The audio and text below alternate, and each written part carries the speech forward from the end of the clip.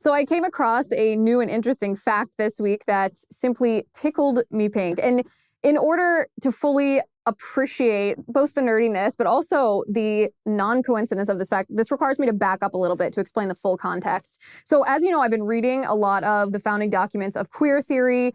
I've been reading the founding documents of critical theory. I've been studying Marxist theory essentially to understand fully what the left is doing. Because like we talked about in yesterday's show when I was deconstructing David French's article positing that conservatives are hypocrites on free speech, which if you haven't listened to, I highly recommend. I know it's my own work, but the problem with the Frenchian school of thought or his conclusions is actually the problem isn't the result of his thinking, it's the premise of his thinking. The premise of his thinking is not understanding our enemy. And it's hard to fight back against an enemy if you don't understand their agenda or their ideology, their goals for our country, what vision they have. You can't really fight back against someone if you don't understand them. So I've been reading all of the founding documents, all of the political theory, all of the ideological work that explains what the left is doing in order to better not only understand it, to explain it, to have these conversations with you, but also to help deconstruct this and to stop this damage happening to our country before it actually happens. Because we so often as conservatives play defense. We fight back against these assaults on, whether it's the family, whether it's religious liberty, whether it's our Second Amendment, whether it's our children. We fight back after these attacks have already started, as we should, but it would be great, wouldn't it, if we could stop these attacks before it happens. So I've been reading a lot of this. To summarize what I just said, I've been reading a lot of this Marxist theory, and one of the pivotal individuals, one of the Marxist theorists whose ideas are manifesting right now in our country is Antonio Gramsci. I've talked about him before. This is him on the screen. He was the founder of the Italian Communist Party. Creepy little bugger, isn't he? Look at those blank beady eyes.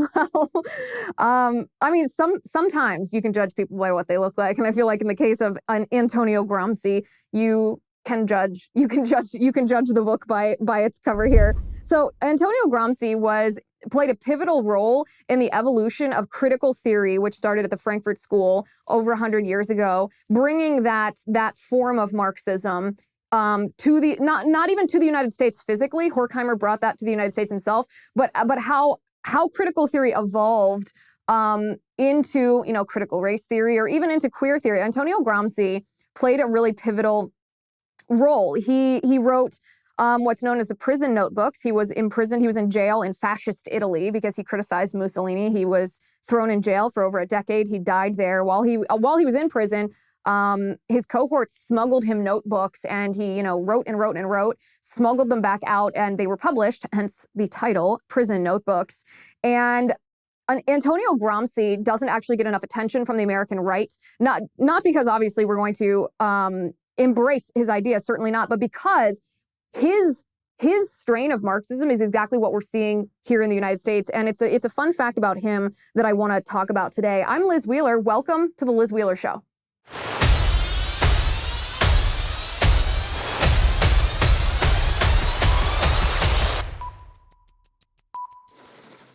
I like Relief Band because it's all natural. There's no worse feeling than being nauseous. And did you know that 1 out of every 3 Americans regularly suffer from nausea? It's super common, whether it's from car sickness or anxiety. That is why you've got to check out Relief Band. Relief Band is the #1 FDA-cleared anti-nausea wristband that has been clinically proven to quickly relieve and effectively prevent nausea and vomiting associated with motion sickness, anxiety, migraines, hangovers, morning sickness, chemotherapy, and so much more. Relief Band stimulates a nerve in your wrist that travels to the part of your brain that controls nausea. Then it blocks the signal that your brain is sending to your stomach, telling you that you are sick. This is why I like Relief Band. The product is 100% drug-free. It's non-drowsy. It provides all-natural, long-lasting relief with 0 side effects for as long as needed. It simply helps your body help yourself. Relief Band makes a great gift any time of the year. Right now, there's an exclusive offer that I have for you, just for Liz Wheeler Show listeners. If you go to reliefband.com and use my promo code Liz, you will get 20% off plus free shipping and a no questions asked 30-day money-back guarantee. You have to use my promo code, though. Head to reliefband.com and use my promo code Liz for 20% off plus free shipping. Reliefband.com, promo code Liz. Okay, so the role that Antonio Gramsci played in the evolution of Marxism, the evolution of Marxist theory. So let's back up even one step further. So critical theory was written by Max Horkheimer. Max Horkheimer wrote the original thesis on critical theory at the Frankfurt School, which was a Marxist school. And critical theory in and of itself posited that there is no objective right and wrong, that traditional theory, Horkheimer wrote, fetishized objective truth or fetishized knowledge. And critical theory posited that there simply is no objective truth, that truth is simply a political apparatus. It's basically just a judgment of who won the political narrative. So yes, mind-blowing. So that was critical theory in a nutshell, as penned by Max Horkheimer at the Frankfurt School. So Antonio Gramsci understood critical theory for what it was, that it was an envisioning of Marxism that didn't require the workers to revolt against the capitalists, right? It didn't require this labor revolution to take place. So Antonio Gramsci said, okay, then what do we need? How do we actually bring about a Marxist revolution if we're not going to have the workers revolting against the ruling class and we're not going to destroy capitalism like that? How are we going to do it? So he posited what's called cultural hegemony theory.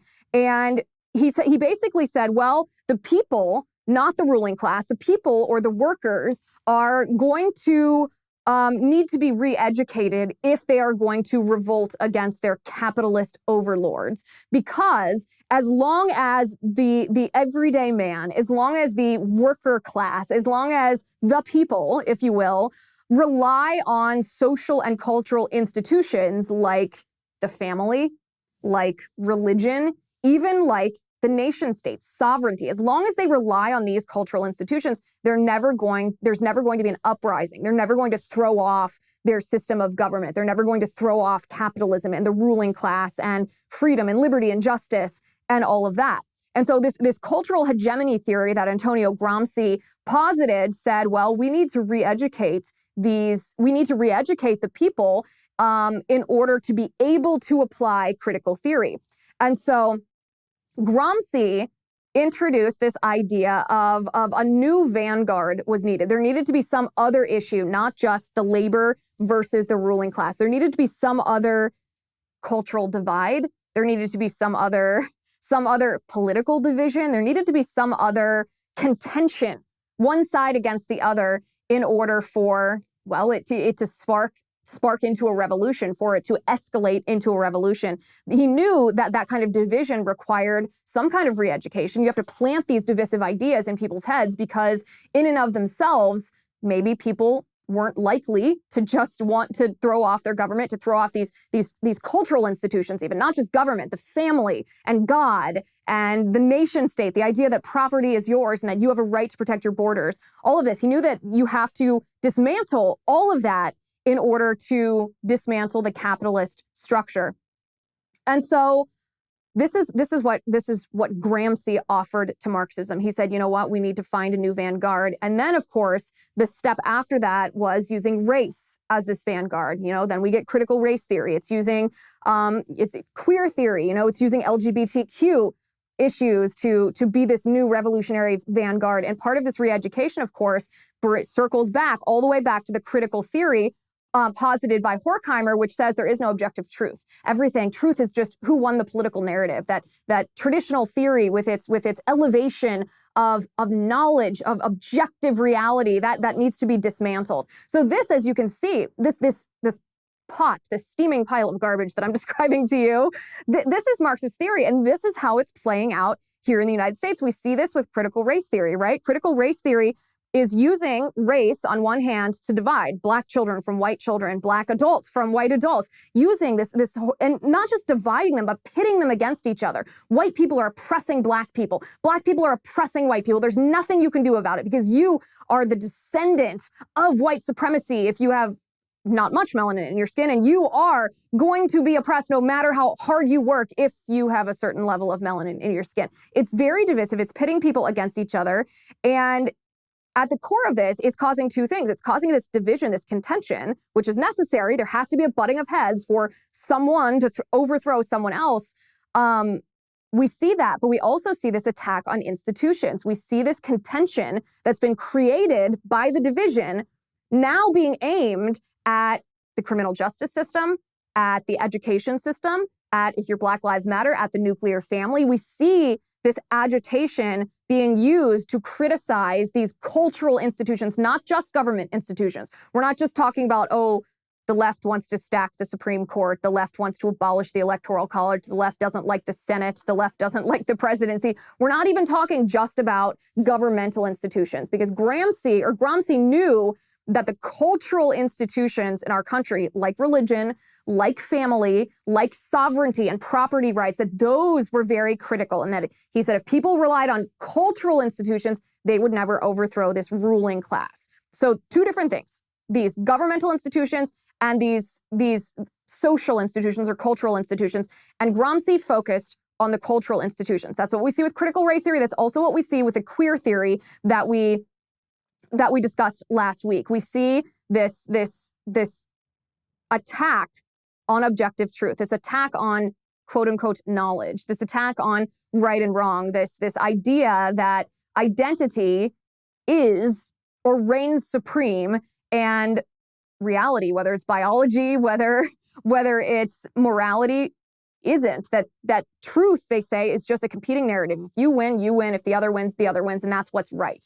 Now, you and I know that that's wrong, but this is what we're seeing. And the goal of all of this, of course, is, as I've said, to turn children, the next generation, into revolutionaries, to turn them against their parents, to turn them against cultural institutions, whether it's traditional gender roles, whether it's marriage, whether it's the family unit, the nuclear family, whether it's God and religion. And of course, gender plays into that, because if you reject the gender that God ordained, you are rejecting the gender God ordained, who God ordained you to be. So this is all tied in here. This is all tied together. And Gramsci actually focused on 5 particular pillars of culture that needed to be dismantled in order to dismantle the capitalist state. Now, I like Genucel because it works for both men and women. Gentlemen, you know your wives use your razor. And likewise, we ladies know that our husbands use our skincare products when we are not looking. So let me introduce you to Genucel. Bags and puffiness under the eyes are a problem for millions of American men and women until now. Introducing the new Genucel serum with plant stem cell technology for under eye bags and puffiness. Let me show you my 2 favorite Genucel products. Right here, we have Genucel's plant stem cell therapy anti-wrinkle treatment. And then we have the new and improved immediate effects too. The reason that these are my favorite products is because with Genucel's instant effects, you will see results in the first 12 hours or your money back. I guarantee it. If you order now, you can save big on Genucel's risk-free introductory offer. Just go to genucel.com/Liz. You have to use my URL, genucel.com/Liz. If you order now and use my promo code Liz, you can save an extra 10% off your order today. Go to genucel.com/Liz, use my promo code Liz, and you will get an extra 10% off. genucel.com/Liz. Okay, so Gramsci posited these 5 pillars of culture that he said were an obstacle in the path to Marxist revolution. These 5 pillars of culture are predictably religion, the nuclear family, education, media, and the law. If these 5 cultural pillars can be obliterated or perhaps compromised, which maybe is the same thing. Maybe if something is compromised, then what it was in its original form has been obliterated. But these 5 cultural pillars must be destroyed if we are to destroy the capitalist society, if we are to destroy the West. So religion, family, education, media, and law. So this is an incredible background that I said I needed to present before we got to the fun fact that I did not know. I did not know this week. Until this week, I did not know this fact. So Antonio Gramsci, as I said, an Italian, the founder of the Italian Communist Party, he wrote the prison notebooks, which are his version of Marxist theory or Marxist philosophy, translated into English by guess who? Translated into English by a man named Joseph Buttigieg. Joseph Buttigieg is the father of Secretary Pete Buttigieg. I kid you not. Joseph Buttigieg is the predominant person who brought Gramsci's Marxist theory here to the United States by translating Gramsci's prison notebooks from Italian into English. This is Pete Buttigieg's father. This is why, by the way, it is mind-blowing to me that in the course of Pete Buttigieg's political career, that there has not been more attention given to the fact that his father, Joseph Buttigieg, was an avowed Marxist. that his father was part of Marxist organizations, that contributed to Marxist publications, was the founder, or at least in charge of a Gramsci society. This is a pretty significant connection between a very insidious form of Marxism brought to us by Gramsci and a very powerful Democratic politician here in the United States. Joseph Buttigieg, father of Pete Buttigieg, was the primary translator of Gramsci into English. And I read this and I thought, how did I never notice this, right? How did I never notice when I've been reading Gramsci, it says on the front cover, Joseph Buttigieg, and I never looked to see who translated it. I didn't care, in a sense. And now I see, well, I certainly should have cared.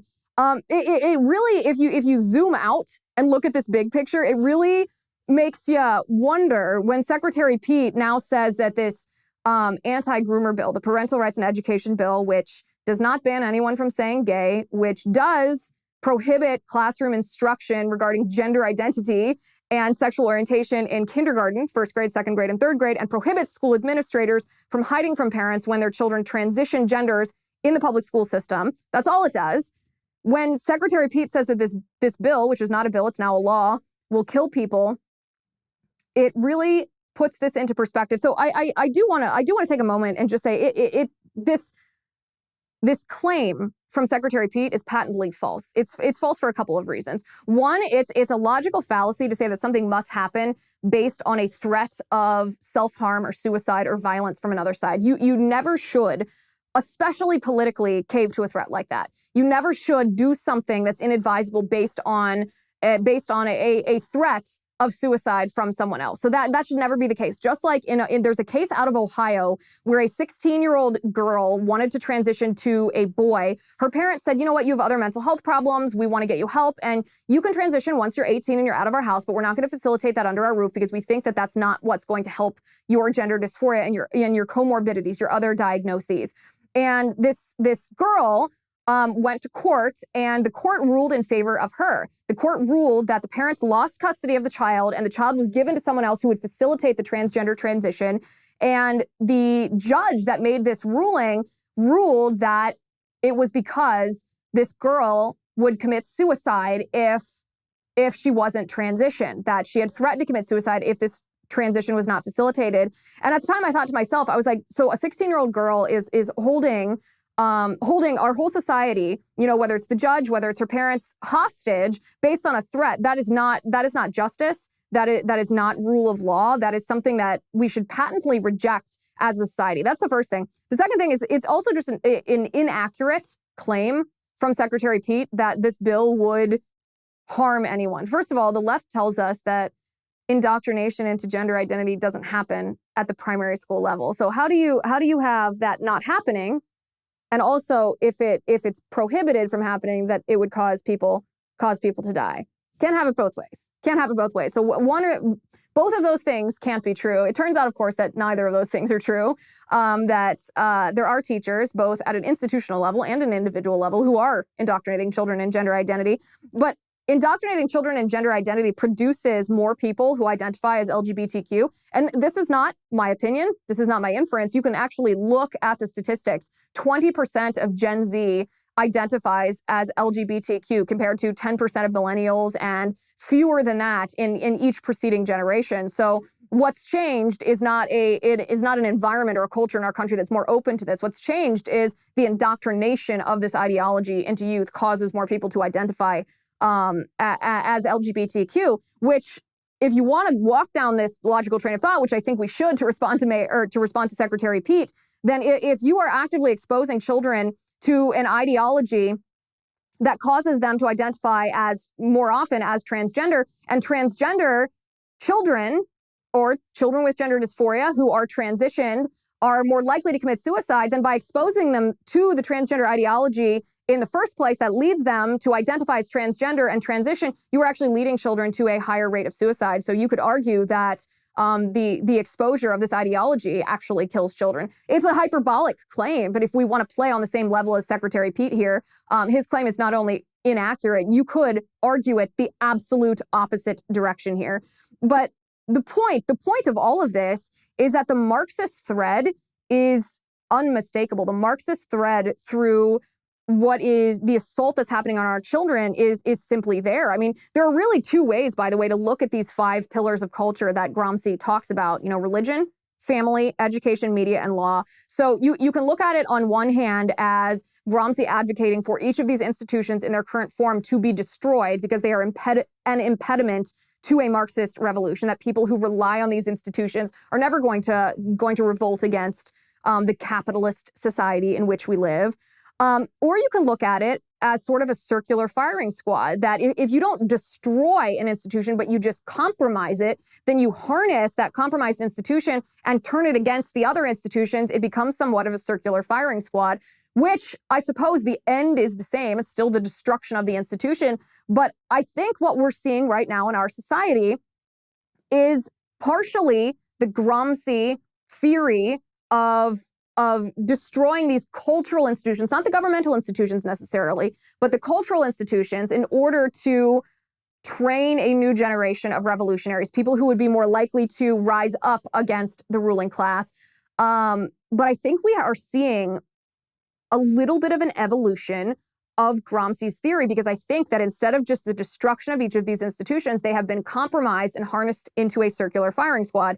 And what I mean by this is, if you look at education, for example, this is one of the 5 pillars. If you look at education, we can see for ourselves that it is simply objective truth that children are being taught gender identity. They are being taught in school, as young as kindergarten. They are being indoctrinated in this Marxist philosophy that in the underpinning of which embraces critical theory, right? That there is no right or wrong, that truth is just the victor in a narrative competition. Whoever wins the political narrative gets to claim that they are saying what's true here. But we can see for ourselves that children actually are being taught gender identity, which is a form of Marxist. There's an article that was published by Fox Baltimore that says state education framework outlines gender identity instruction for kindergartners. This is what it says.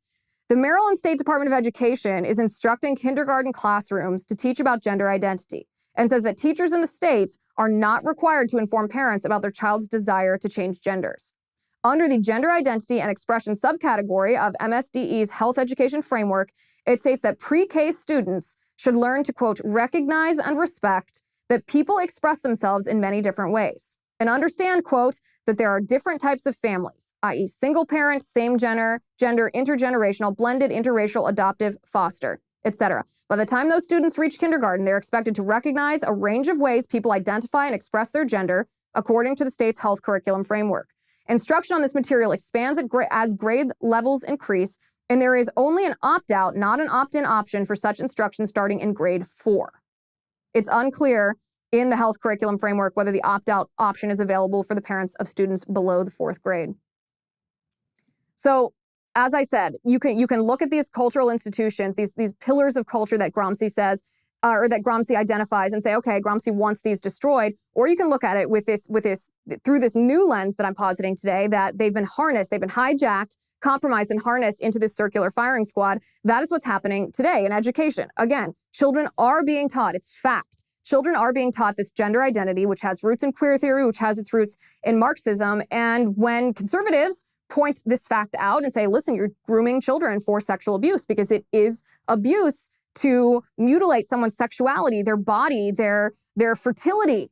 We're being told that we're not allowed. Don't say groomer, they tell us, these people who are 1 minute ago, they are for the so-called free speech of teachers to tell children in kindergarten anything they want about their sex lives. Well, it's not just conservatives, though, worried about grooming in schools. There was a Department of Education report in 2017 that Chris Rufo brought to light. This is what he tweeted. He said, in 2017, the Department of Education published a report warning that public school employees groom and then commit adult sexual misconduct against 10% of K-12 students.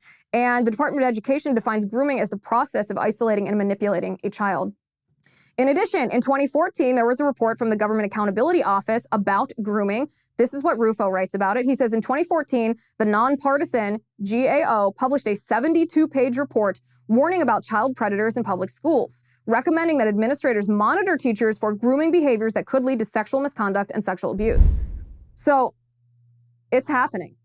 It's happening both on the individual level, where individual teachers are abusing individual children. It's happening at the political level, where teachers, a conglomeration of teachers, are indoctrinating children, grooming them for sexual abuse in order to achieve a political goal. This is happening. Education has been hijacked, it's been compromised, and it's been turned against, in this circular firing squad, it's been turned against another institution, that is the family. Children, of course, are a pivotal part of the family. Gender is a pivotal part of the family. Marriage is a pivotal part of the family. So education has been hijacked to turn its sights on destroying another cultural institution. The same can be said for the law. So the new inflation numbers are out, and they are the worst this country has seen in nearly 40 years. Thank goodness for American Hartford Gold, because the price of gas is up, the price of housing is up, the U.S. national debt is way up. And with our current administration printing and spending trillions of dollars, experts don't see it getting better anytime soon. So how do you protect your money, your savings, your retirement?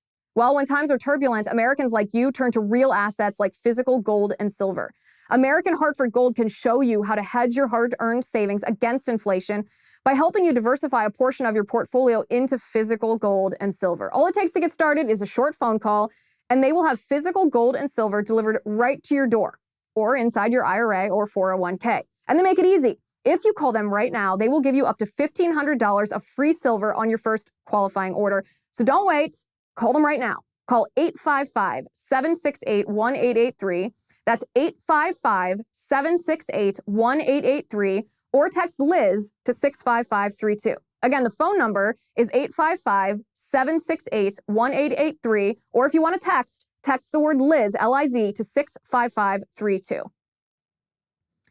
Okay, so in this circular firing squad that I'm positing as an evolution to Gramsci's assault on these 5 pillars of culture, we see how the education system has been harnessed to attack the family, another one of the institutions. Similarly, the law has been compromised and is now being used to attack these institutions. Senator Amy Klobuchar was recently asked by Avita Duffy from the Federalist whether her bill that she has introduced bans what so-called health misinformation on social media. And this is how she responded when asked what constitutes health misinformation. Hi, thank you all for coming. My question is for Congresswoman Klobuchar. No, Senator. Senator. No, that's good. So my apologies. You introduced the bill that you talked about today that would punish social media companies like Facebook and Twitter for having health misinformation on their platforms. And I'm going to ask you, if I were to say that there are only 2 sexes, male and female, would that be considered misinformation that you think should be banned speech on social media platforms? Okay, I'm not going to get into what misinformation. First of all, I think the bill you're talking about is different than the one we've mostly been talking about. So I want to make that clear. We've been talking about the competition bill, but there is another bill that I have on vaccine misinformation. It is that specific in a public health crisis. You wonder why you get that specific. It's because we're trying to find carve-outs that I did this was with Ben Ray Lujan, that got to that you can't have immunity as a social media company if you are broadcasting vaccine misinformation. Well, why wouldn't you answer a question right now like that? It should be a very easy question to answer. It's certainly pertinent. I mean, Amy Klobuchar is not stupid. She knows that if you say a boy cannot be a girl or a girl cannot be a boy or there's only 2 genders, there is no such thing as gender fluidity. She knows if you say any of those 2 things, if you say Dr. Rachel Levine is a man, that you will be kicked off of Twitter, that you will be kicked off of YouTube. She understands the world that we live in. She's not one of the old fuddy-duddy senators who doesn't know how to get on the Twitter. She knows how this works. She knows that this is a pivotal question to ask and that those on the left are trying to make it either hate speech or health misinformation to actually recognize that biology is real and it's not about identity. It is simply objective truth here. And so this is the law. This is the law in the process of being compromised, but not just for the destruction of our legal system, our rule of law itself.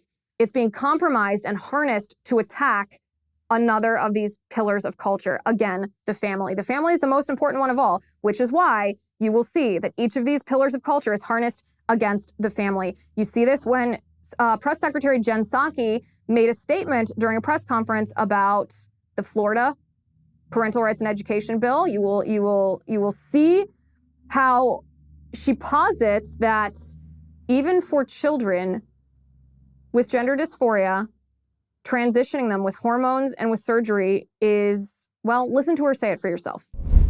Last item for you before we get to your questions. Across the country, as we've talked about a bit in here, Republican elected officials are engaging in a disturbing, cynical trend of attacking vulnerable transgender kids for purely partisan political reasons. Today in Alabama, instead of focusing on critical kitchen table issues like the economy, COVID, or addressing the country's mental health crisis, Republican lawmakers are currently debating legislation that, among many things, would target trans youth with tactics that threatens to put pediatricians in prison if they provide medically necessary, life-saving health care for the kids they serve. Just like the extreme government overreach we've seen in Texas, where politicians have sent state officials into the homes of loving parents to investigate them for abuse just to harass and intimidate the LGBTQI plus community, today's vote in Alabama will only serve to harm kids. But Alabama's lawmakers and other legislators who are contemplating these discriminatory bills have been put on notice by the Department of Justice and the Department of Health and Human Services that laws and policies preventing care that healthcare professionals recommend for transgender minors may violate the Constitution and federal law. To be clear, every major medical association agrees that gender-affirming healthcare for transgender kids is a best practice and potentially life-saving. All of this begs an important question. What are these policies actually trying to solve for? LGBTQI plus people can't be erased or forced back into any closets, and kids across our nation should be allowed to be who they are, without the threat that their parents or their doctor could be imprisoned simply for helping them and loving them.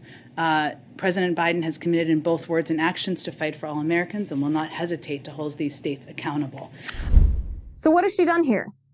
She's trying to destroy the family, certainly, but she's using the law.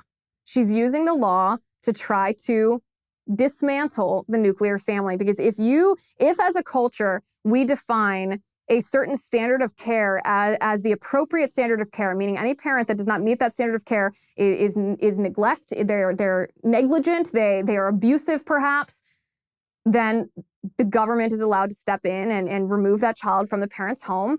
This is what Psaki is.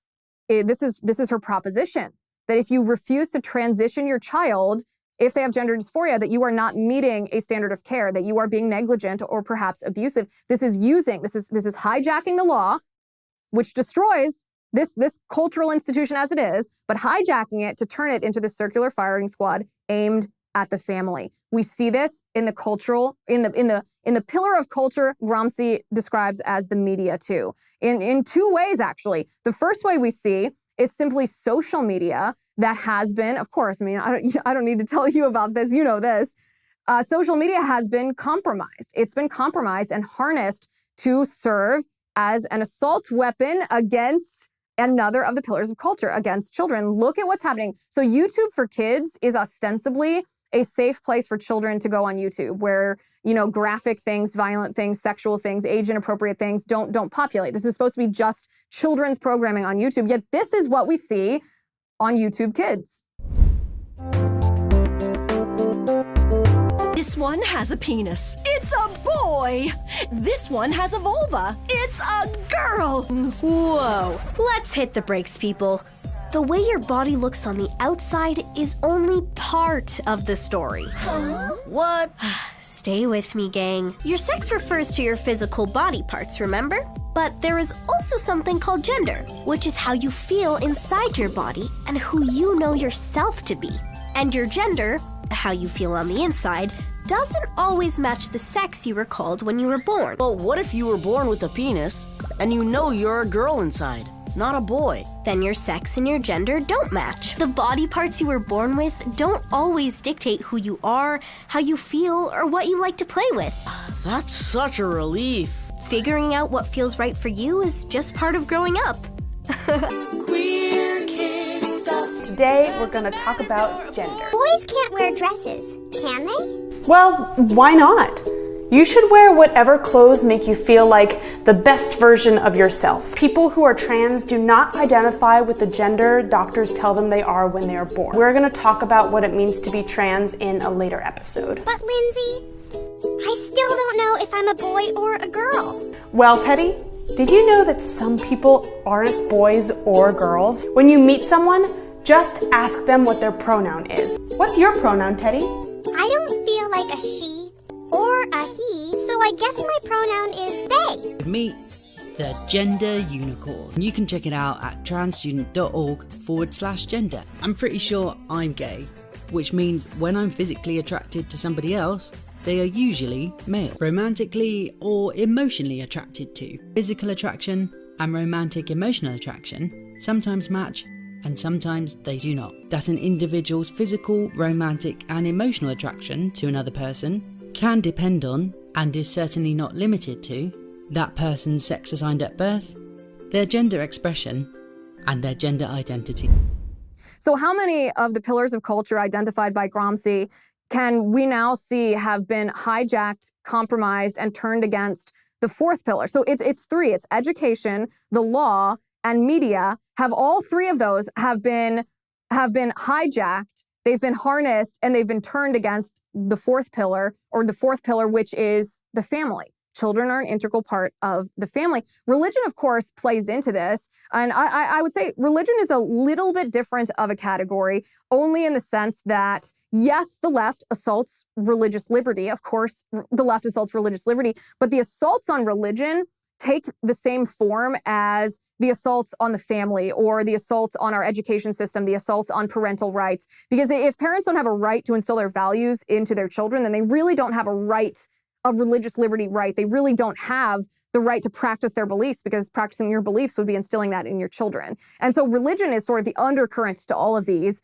in addition, of course, to just the blatant assaults on religion that we see from the left. The other part of this is free speech. So how media plays into free speech. I mean, we can use Elon Musk versus Twitter as an example here.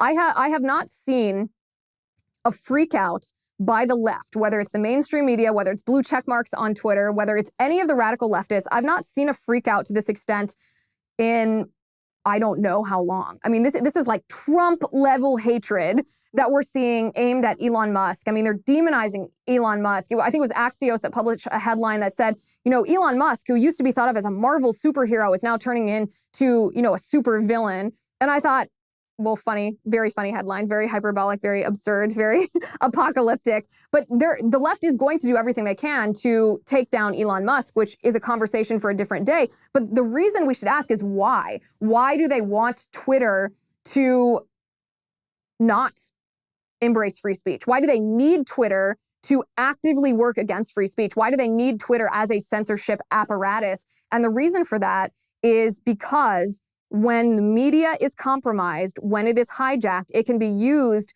to assault another cultural pillar, another Gramsci cultural pillar. And if Twitter, which is the biggest political speech apparatus in our country, if Twitter is instead dedicated to free speech instead of being compromised by the left and being used against conservatives and free speech, then the left is not going to be able to successfully wage their attacks against cultural institutions. Control of the narrative to the left is critical to control of the people, is critical to parents not knowing until COVID that critical race theory was being taught to their children, not knowing until TikTok that their children are being taught that they can be a boy if they want to be a boy and a girl if they want to be a girl, and nothing sexual as long as it involves consent is immoral, and gender isn't binary, it's fluid.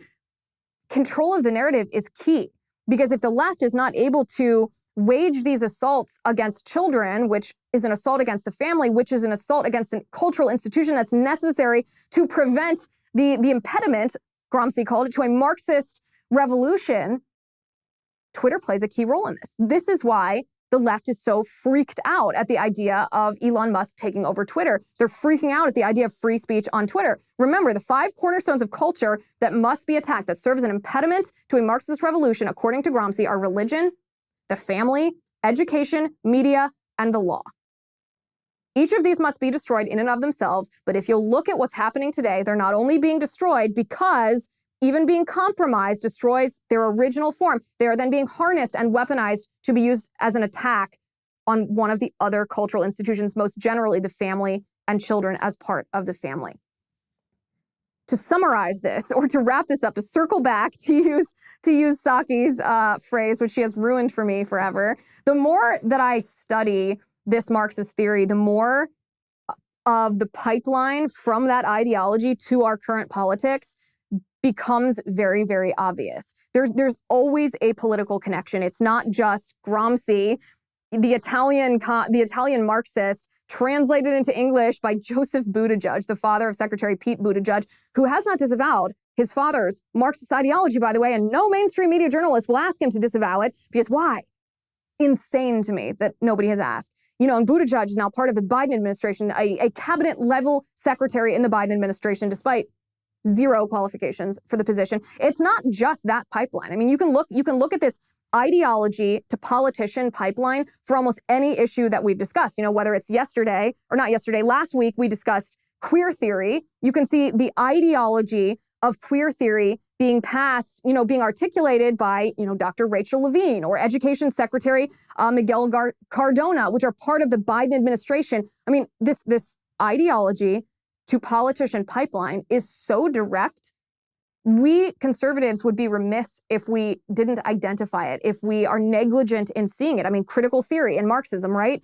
It went from critical theory to Marxism through Columbia University to Kimberly Crenshaw and Derek Bell to Ibram Kendi and Black Lives Matter, connected to all the Democrats. All the Democrats are adherents to this, have praised these individuals. We can see Klaus Schwab and the World Economic Forum and their Great Reset ideology, their stakeholder capitalism that they want to replace shareholder capitalism. We see the connection, through the World Economic Forum and Klaus Schwab actually being advisors to Biden, or even sideways through Larry Fink and BlackRock back to Obama and Biden and Biden's Build Back Better phrase that he co-opted from the World Economic Forum itself. This ideology to politician pipeline is so evident. Modern monetary theory is another one. Stephanie Kelton, who's the biggest proponent of modern monetary theory, the whole, you can spend as much as you want. You don't have to have a balanced budget. Just keep printing and spending until inflation becomes too much. And then you just tax people more so that there's less of a demand for the stuff, which brings down the prices anyway. Stephanie Kelton was an advisor to Bernie Sanders, an advisor to the Senate Democrats, who are connected, of course, to Biden. She was on that joint commission between Bernie and Biden. All of this ideological leftism, this poisonous ideology, really, there's such an obvious ideology to politician pipeline. And so when we see these things popping up around our country, whether it's this white privilege and white fragility in school, whether it's gender has no binary, you can be whatever you want to be in schools, whether it's, who cares about spending, just keep spending as much as you want, federal government, don't worry about it, whether it's any of this stuff. It has an ideological underpinning, and in order for us to fight effectively against it, we have to understand it. If you look for it, it is certainly there, and sometimes you'll find it unintentionally, like I did on the cover of the prison notebooks, where Joseph Buttigieg's name was there splashed for all to see, and it took me I don't know how many times picking up before I noticed it. Thank you for watching today. Thank you for listening. I'm Liz Wheeler. This is The Liz Wheeler Show. The Liz Wheeler Show is produced by Jonathan Hay, executive producer Chad Abbott, director of photography Kevin McRoberts, editor Alejandro Figuerella, sound mixer Robin Fenderson, director of marketing Emily Washler, production and talent coordinator Matt Toffler, and senior publicist Patricia Jackson. This has been a Soundfront production.